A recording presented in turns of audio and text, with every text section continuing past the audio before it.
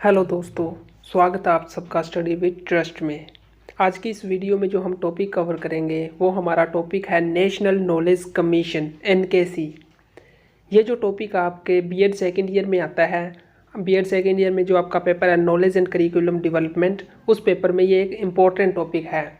इसके अलावा आप टीचिंग से रिलेटेड जितने भी एग्ज़ाम देते हो, टेट वगैरह का जो पेपर देते हो, उसमें भी इससे रिलेटेड क्वेश्चन है वो पूछे जाते हैं। तो इस वीडियो में हम इस जो टॉपिक है इसको हम पूरी डिटेल में कवर करेंगे, इसको अच्छे से जानेंगे। तो शुरू करते हैं हमारी आज की वीडियो। सबसे पहले हम इसका इंट्रोडक्शन देख लेते हैं। नेशनल नॉलेज कमीशन (NKC) क्या था? The National Knowledge Commission (NKC) was a high-level advisory body to the Prime Minister of India with the objective of transforming India into a knowledgeable society। जो NKC है वो क्या था? वो एक high level advisory body थी जो उस टाइम के prime minister PM Manmohan Singh थे, उनके द्वारा जो NKC है इसके फॉर्मेशन है वो की गई थी। लेकिन इसका ऑब्जेक्टिव क्या था, इसको क्यों बनाया गया था? राष्ट्रीय ज्ञान आयोग कहते हैं जिसको हम हिंदी में। इसको बनाने के पीछे कारण था कि इंडिया को एक नॉलेजेबल सोसाइटी में ट्रांसफॉर्म करना, यानी कि यहाँ पर जो एजुकेशन है, शिक्षा है, उसके स्तर में सुधार करना। इसी उद्देश्य से जो NKC है, नेशनल नॉलेज कमीशन, इसको बनाया गया। In its endeavour to transform the knowledge landscape of the country, the National Knowledge Commission submitted around 300 recommendations on 27 focus areas during 3.5 year term. इसका जो कार्यकाल था वो ऑलमोस्ट क्या है 3-3.5 साल का रहा। लेकिन इस अपने कार्यकाल के दौरान NKC ने क्या किया, लगभग 300 जो रिकमेंडेशंस है एजुकेशन से रिलेटेड वो दी, और इन्होंने जो 27 मेजर फोकस एरिया है वो बताए, जिन पर चलकर फिर क्या आगे काम किया गया ताकि जो एजुकेशन है, शिक्षा का स्तर, उसमें सुधार किया जा सके। आगे देखते हैं।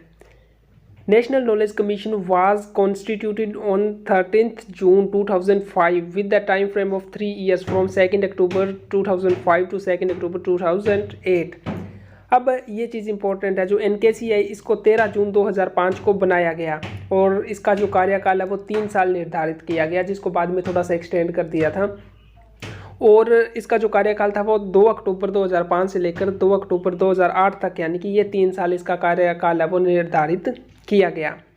As a high level advisory body to the Prime Minister of India, the NKC was given a mandate to guide policy and direct reform, focusing on certain key areas such as education, science, technology, e-governance, etc.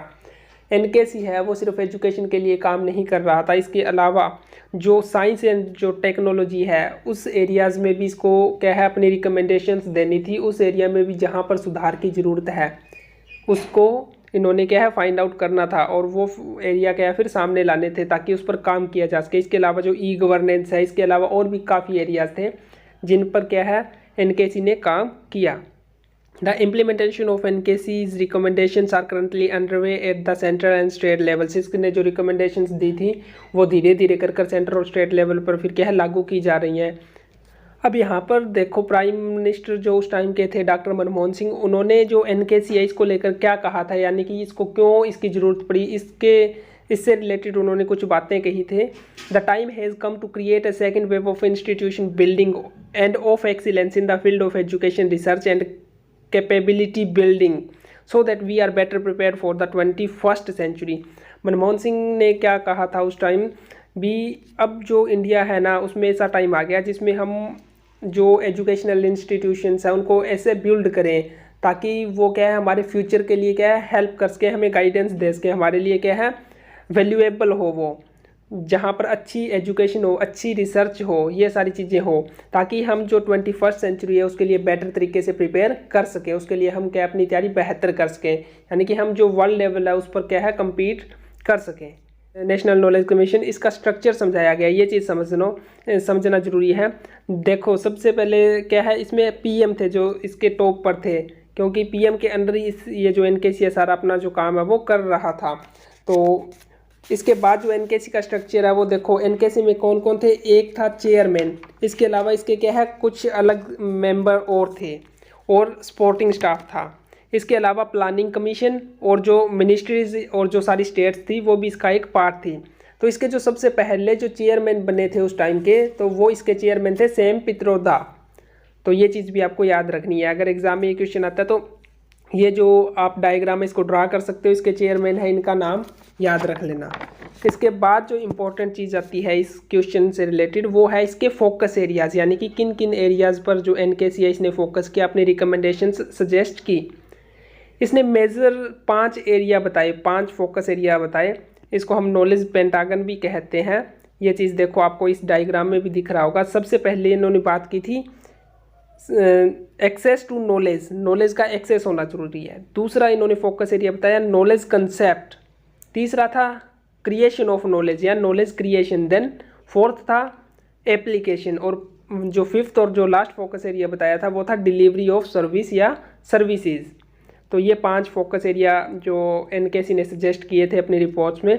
अब हम इनके बारे में थोड़ा detail में जान लेते हैं, अभी इनके बारे में क्या कहा गया। सबसे पहले हम अपना जो फर्स्ट फोकस एरिया सजेस्ट किया था NKC ने, एक्सेस टू नॉलेज, इसकी हम बात करते हैं। एक्सेस टू नॉलेज क्या है? इन्होंने बोला कि जो अगर इंडिया है उसमें एजुकेशन का जो स्तर है उसको सुधार करना है, उसको ऊपर तक लेकर जाना है, तो जो नॉलेज का जो एक्सेस है वो हर किसी के पास होना चाहिए, यानी कि नॉलेज हर एक पर्सन के लिए एक्सेसिबल होनी जरूरी है। Providing access to knowledge is the most fundamental way of increasing opportunity and reach of individuals and groups, यानी कि जो बेसिक जो नीड है वो क्या है, सबको जो नॉलेज का एक्सेस है वो प्रोवाइड करवाया जाए, यानी कि जो शिक्षा है वो सबके पहुंच तक होनी जरूरी है। Therefore, means must exist for individual who have the ability to receive and comprehend knowledge to readily obtain it. This also include making accurate knowledge of the state and its activities available to the general public. ये वही बात है कि जो knowledge है वो general public की पहुंच तक होनी चाहिए। उसका एक्सेस क्या है, हर एक जो आम नागरिक है उस तक होना चाहिए। ऐसा नहीं है कि जो नॉलेज है वो कुछ एक लोगों के हाथ में रह जाए, बाकी को नॉलेज का क्या है, एक्सेस मिले ही ना। Certain issues that are being examined in this context by the National Knowledge Commission are, इसके लिए इन्होंने कुछ एक पॉइंट्स बताए, कुछ एक एरियाज बताए, ताकि जिससे क्या है जो नॉलेज का एक्सेस है वो प्रोवाइड करवाया जा सके। सबसे पहले जैसे राइट टू एजुकेशन है, इसकी बात की जो सभी जो नागरिक है भारत के 18 साल तक के एज के, उनको उसके बेसिक जो एजुकेशन है वो तो डेफिनेटली प्रोवाइड करवाई ही जाए। जो लैंग्वेज है इस पर इन्होंने बात की, ट्रांसलेशंस की बात की, इन्होंने लाइब्रेरीज और जो नॉलेज नेटवर्क है इसकी बात की। इसके अलावा इन्होंने कुछ ऐसे पोर्टल्स बताए जिसके थ्रू क्या है नॉलेज का एक्सेस है वो सभी के लिए हो सके। तो ये इन्होंने जो एक्सेस टू नॉलेज है इसके लिए कुछ पॉइंट्स अपने बताए। इसके बाद जो सेकंड आता है नॉलेज कंसेप्ट, ज्ञान के जो सिद्धांत है। Knowledge concepts are organised, distributed and transmitted through the education system, यानी कि जो ज्ञान है, जो नॉलेज है, नॉलेज कंसेप्ट है, ज्ञान के सिद्धांत है, उनको हम नॉलेज जो एक अगर प्रॉपर एजुकेशन सिस्टम है उसके थ्रू ही हम क्या उनको डिस्ट्रीब्यूट कर सकते हैं, ट्रांसमिट कर सकते हैं, आम लोगों तक उनको पहुंचा सकते हैं। It is through education that an individual can make better informed decision. ये देखो अब इन्होंने क्या बात की भी, अगर ऐसा होता है तो नॉलेज एक ऐसा पर्सन जिसको क्या है, जिसको नॉलेज का एक्सेस है, जिसने कुछ शिक्षा हासिल की हुई है, वो क्या अपनी लाइफ में बेटर डिसीजंस ले सकता है in comparison of that person which who is illiterate, जिसको क्या है नॉलेज कुछ भी नहीं है, जिसने शिक्षा बेसिक शिक्षा ही नहीं ली है। तो इसलिए जो इन्होंने इस पर क्या है जोर दिया। इसमें इन्होंने कुछ एस्पेक्ट्स बताए इंडियन एजुकेशन सिस्टम के जो नॉलेज कंसेप्ट से रिलेटेड थे। जैसे इन्होंने स्कूल एजुकेशन की बात की, वोकेशनल एजुकेशन की बात की, हायर एजुकेशन हो गई, मेडिकल लीगल एजुकेशन होगी। ये कुछ जो पॉइंट्स हैं ये इसी से रिलेटेड है।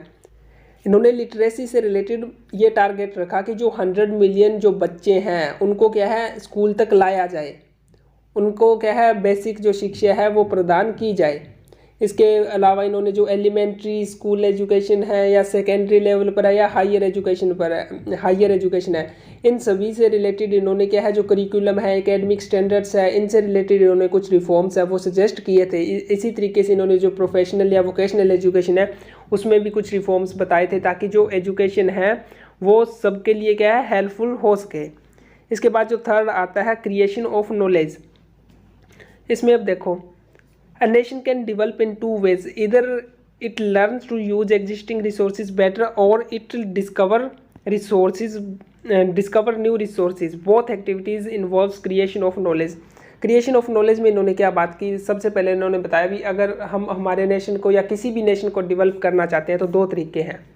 वो दो तरीके कौन से हैं, या तो हम जो हमारे पास रिसोर्सेज हैं उनको हम बेटर तरीके से यूज़ करना सीख लें, या फिर हम क्या है जो न्यू रिसोर्सेज हैं उनको डिस्कवर करें। अब इन दोनों ही स्थिति में, इन दोनों ही सिचुएशन में क्या है, जो एजुकेशन है वो इम्पोर्टेंट हो जाती है। बिना एजुकेशन के ना तो हम जो एग्जिस्टिंग जो रिसोर्सेज है, जो पहले से मौजूद रिसोर्सेज है, उनको बेटर तरीके से यूज़ कर सकते हैं, ना ही हम नए रिसोर्सेज है उनको उनकी खोज कर सकते हैं। इसलिए इन्होंने क्या है जो एजुकेशन है उसका जो एक्सेस है वो ज़रूरी बताया।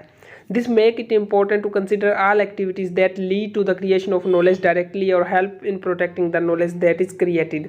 तो इससे रिलेटेड उन्होंने कुछ ऐसे मेथड्स, ऐसे तरीके या ऐसे एस्पेक्ट्स बताए जिससे कि हम नॉलेज को क्रिएट कर सकते हैं। तो वो इन्होंने क्या क्या बताया अभी हम देख लेते हैं। इन्होंने कुछ ऐसे इश्यूज, ऐसे एस्पेक्ट्स है वो सामने लाए, जैसे साइंस एंड टेक्नोलॉजी है। साइंस एंड टेक्नोलॉजी को इन्होंने क्या है हाईलाइट किया है, उस पर जोर दिया। इससे क्या है हम बेटर तरीके से रिसोर्सेज को यूज़ कर सकते हैं, या जो नए रिसोर्सेज हैं उनको भी क्या है उनकी भी डिस्कवरी कर सकते हैं। Legal framework for public funded research, फिर intellectual property rights, innovations, entrepreneurship, ये कुछ ऐसे इन्होंने की एरियाज बताए थे इससे रिलेटेड। फिर एनकेसी ने क्या कुछ ऐसे एक्शंस बताए जो क्या है एजुकेशन को प्रमोट करने के, नॉलेज को प्रमोट करने के लिए, जो नॉलेज क्रिएट है उस क्रिएशन है उसके लिए ज़रूरी थे। प्रमोशन ऑफ रिसर्च, जितनी ज़्यादा रिसर्च होगी, जितना ज़्यादा रिसर्च पर जोर देंगे, जो नॉलेज है वो उतनी ही ज़्यादा क्रिएट होगी, उतनी ही ज़्यादा एक्सपेंड होगी, इसका जो फिर जो एरिया है वो उतना ही ज़्यादा वास्ट होता जाएगा। इन्होंने फिर दूसरा क्या बताया कि जो रिसर्च है ना, रिसर्च को जो एग्रीकल्चरल इंडस्ट्रीज़ और जो दूसरे इंस्टीट्यूशन हैं जो प्रोडक्टिव हैं उनसे क्या है इनको लिंक कर दो। इससे भी फिर क्या है जो नॉलेज क्रिएशन है उसमें क्या है हेल्प मिलेगी। इसके अलावा इन्होंने जो इनोवेशन है उसके प्रमोशन की बात की, या फिर जो हमारा इंफ्रास्ट्रक्चर मौजूद है उसको इम्प्रूव करने की इन्होंने बात की। इसके बाद हम नेक्स्ट पॉइंट देख लेते हैं। जो फोर्थ की इन्होंने एरिया बताया था, फोर्थ जो फोकस एरिया बताया था वो है नॉलेज एप्लीकेशन। नॉलेज क्रिएट करने के बाद नॉलेज की, अगर उस नॉलेज को हम प्रॉपरली अप्लाई नहीं कर पा रहे हैं, उसको हम प्रॉपरली यूज़ नहीं कर पा रहे हैं, तो उस चीज़ का कोई भी फ़ायदा नहीं है। इसलिए इन्होंने कुछ इससे रिलेटेड जो पॉइंट्स है वो सजेस्ट किए थे, अपनी रिकमेंडेशंस दी थी।